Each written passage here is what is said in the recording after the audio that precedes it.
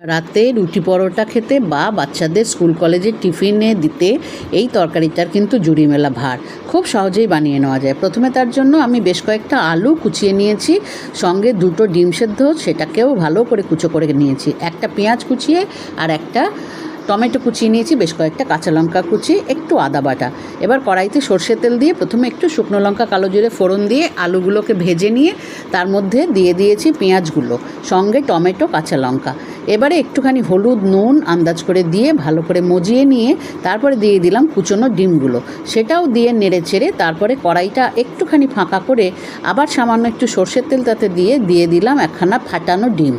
এই ডিমটা একেবারে ঘেঁটে বেশ মিশিয়ে দিলাম। তারপর লাস্টে একটু ধনেপাতা আর একটা ভাজা মশলা গুঁড়ো দিয়ে নেড়ে চেড়ে নামিয়ে নিলেই তৈরি হয়ে গেল এই তরকারিটা। দারুণ কিন্তু খেতে হয় এই তরকারিটা, রুটি দিয়ে বিশেষ করে।